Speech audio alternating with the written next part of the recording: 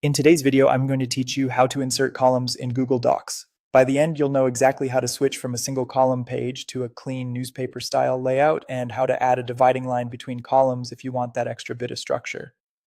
Start by opening a new Google Docs document. The quickest way is to type docs.new in your browser's address bar and hit enter. That instantly spins up a fresh document so you can follow along without any setup. If you already have a document open, you can use that as well.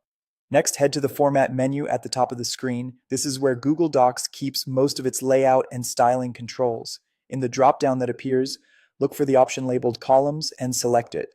A small panel will pop up showing the available layouts. You'll see three choices: a single column, two columns, or three columns.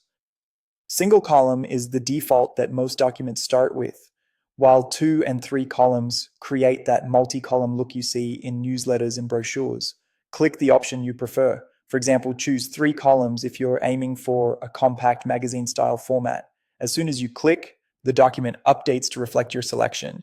Now, add your text. Just start typing as you normally would. Google Docs automatically flows your content into the number of columns you selected. You don't have to manually move anything.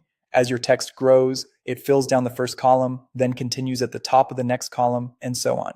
If you'd like a visible divider between columns, you can add one easily. Go back to Format, choose Columns, then click More Options. In the dialog that opens, check the box to add a line between columns. This tells Docs to draw a vertical line that helps separate your content visually. When you've made that choice, click Apply to confirm. A quick note about how columns behave: that vertical line between columns will only appear once your text extends down the page. As the content flows and the columns fill, the line will become visible and extend to match the depth of your text. You don't need to adjust anything manually. The document keeps everything aligned for you. And that's it. In just a few clicks, you can format any document into a clean, multi-column layout that's perfect for newsletters, programs, or articles. If you found this tutorial helpful, don't forget to like this video and subscribe for more Google Docs tips and tutorials.